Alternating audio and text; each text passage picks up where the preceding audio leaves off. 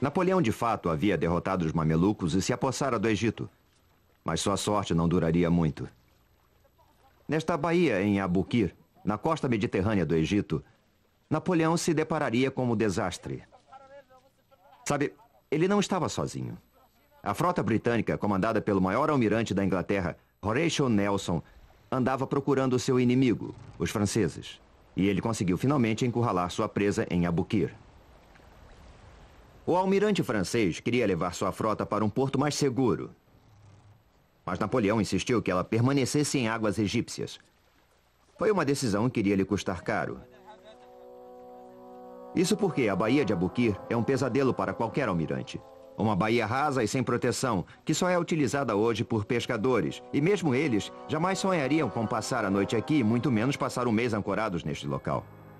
O almirante francês Brie ancorou sua frota o mais perto da costa que ele julgava possível e mandou apontar todos os canhões para o mar aberto, prevenindo-se para o caso de Nelson vir a atacar, que foi exatamente o que aconteceu. Às 2 horas da tarde do dia do 1º de agosto, Nelson viu a frota francesa inteira ancorada na Baía de Abukir. Se ele parasse para aguardar o restante de sua frota, teria que esperar umas 6 horas para atacar. Ele só podia contar com 2 horas antes de o sol se pôr. Mas mesmo assim, Nelson resolveu se engajar na batalha naval mais espontânea de toda a história. Os franceses esperavam que os ingleses fossem respeitar as normas tradicionais de combate e aguardar o nascer do sol para alinhar seus navios, em oposição aos navios franceses, e abrir fogo contínuo, até que um dos lados se rendesse. Mas Nelson resolveu romper com todas as normas e partiu direto para o ataque. Quando a frota britânica chegou mais perto da linha dos franceses, ficou claro que eles poderiam se meter entre a costa e os navios franceses que estavam ancorados. Os franceses não podiam imaginar que seriam atacados da praia, por isso não tinham nenhum canhão apontado naquela direção. E assim viraram alvos estáticos sem defesa. A batalha atravessou a noite e o rugir dos canhões e os gritos dos feridos e moribundos encheram o ar.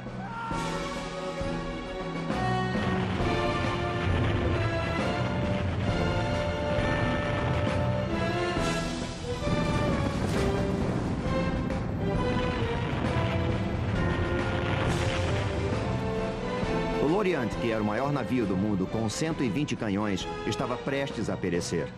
Estava em fogo e havia sido pintado recentemente, o que fazia com que fosse ainda mais inflamável. Quando o fogo atingiu seus paióis de pólvora, ele explodiu e o estrondo pôde ser ouvido a 80 quilômetros dali.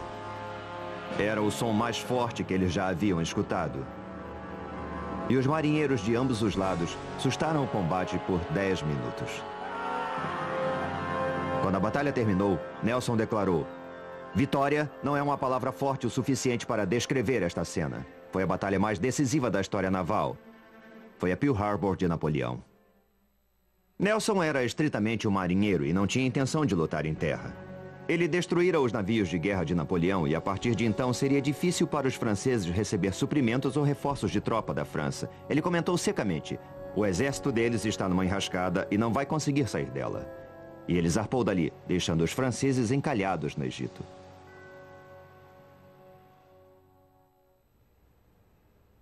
Imagine a situação de Napoleão.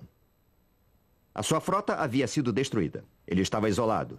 Não podia mandar vir nem suprimentos nem tropas da França. Era um desastre em termos militares. Mas como ele reagiria a tudo isso?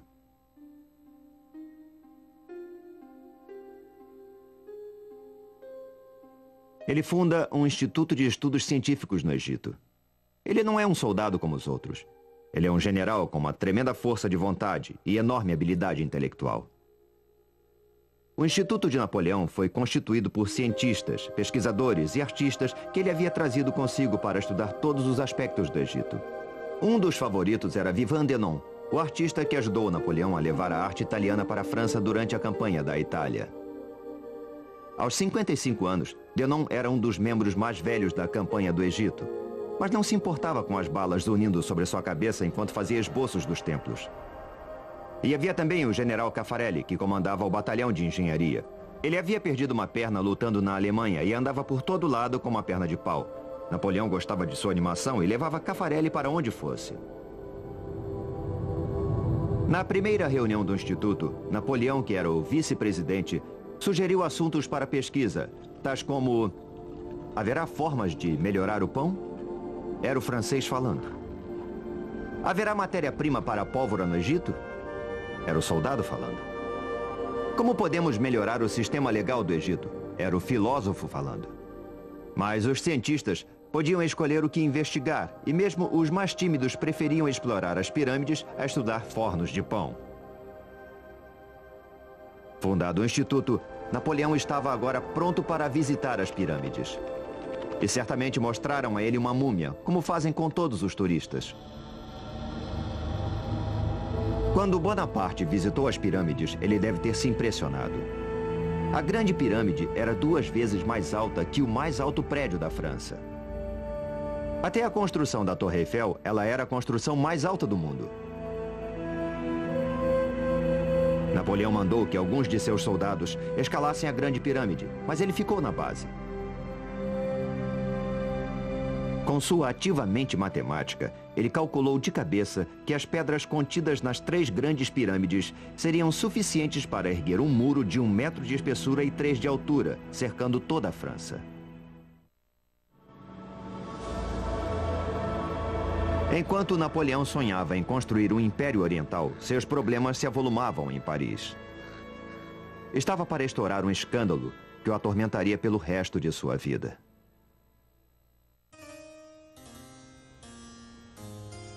Antes de sair da França rumo ao Egito, Napoleão havia se casado com Josefina, uma viúva mais velha do que ele, que tinha péssima reputação. Logo que ele chegou ao Egito, Josefina começou a confirmar sua reputação de gastadeira e boa vida. Ela gastava o dinheiro de seu marido como se fosse água. Comprou Malmaison, um castelo nos subúrbios de Paris, e passou a mobiliá-lo em alto luxo. Ela era indiscreta. Exibia-se em Paris como uma série de rapazes elegantes. O povo começou a falar. Napoleão preferiu ignorar as cartas que chegavam a ele, acusando-a de infidelidade, tentando negar o óbvio. Napoleão entendia muito bem de homens. Ele conseguia que eles fizessem tudo o que ele queria. Mas quando chegava a vez das mulheres, ele ficava perdido. Não fosse assim, ele jamais teria se casado com Josefina. Napoleão teve finalmente que reconhecer a realidade da infidelidade de Josefina. Aborrecido com as travessuras de Josefina, Napoleão logo encontrou guarida nos braços de Pauline Fourré, que tinha 20 anos e era casada com um de seus tenentes. O tenente Fourré foi transferido para Paris e Pauline mudou-se para uma mansão vizinha de Napoleão. Enquanto o amor florescia entre o casal, o Instituto Científico iniciou seus estudos sobre o Egito. O artista Denon ficou maravilhado com a visão da esfinge e escreveu: embora suas proporções sejam colossais, os contornos que foram preservados são tão graciosos quanto puros. A expressão da face é gentil, graciosa e serena. A boca, com lábios grossos, tem uma curva sensual e um acabamento realmente admirável. É como se ela estivesse viva. Denon queria ver o restante do Egito e acompanhou o exército francês que perseguia os mamelucos ao sul. Ele seria o primeiro europeu a fazer imagens dos monumentos do sul que remontam ao passado remoto do Egito. Ele teria sorte de se maravilhar com os grandes templos, em Karnak e em Luxor. De desenhar as misteriosas esculturas do Vale dos Reis e de apreciar os colossos de Memnon. Ele registrou tudo. Seu único receio era não ter tempo ou materiais em quantidades suficientes. E, de fato, os seus lápis terminaram e ele resolveu o problema derretendo balas de chumbo e improvisando. Em inglês, a expressão lápis de chumbo persiste até hoje. Encantado com as antiguidades do Egito, Denon sempre pedia aos soldados mais tempo para desenhar os templos e as tumbas. Ele foi o primeiro artista profissional a entrar no Vale dos Reis, o lendário local de sepultamento dos faraós do Egito.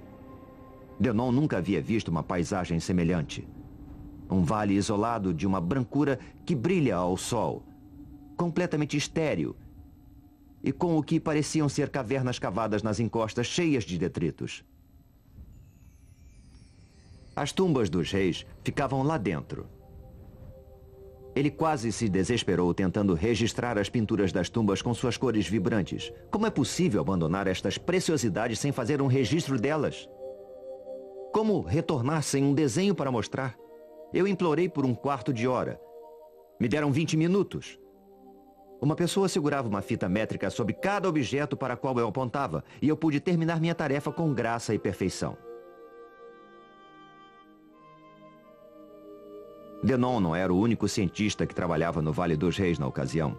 2 dos membros mais jovens do Instituto, René de Villiers e Prosper Gelois, estavam lá também, aproveitando-o ao máximo.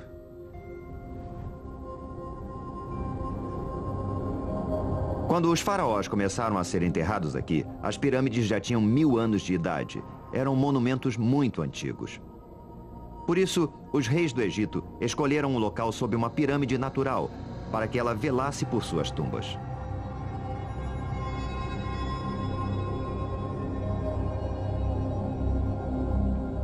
Os 2 jovens engenheiros, alegres e em busca de aventuras, subiram do Vale dos Reis para outro vale, onde não havia tumbas pelo que se sabia. Eles descobriram uma.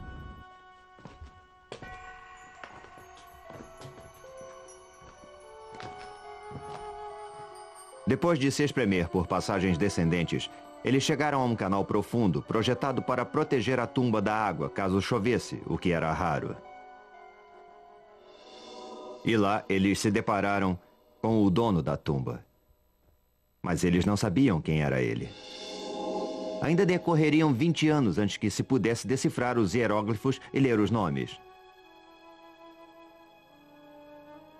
Nossos jovens amigos haviam descoberto a tumba de Amenhotep III, um dos maiores reis do Egito.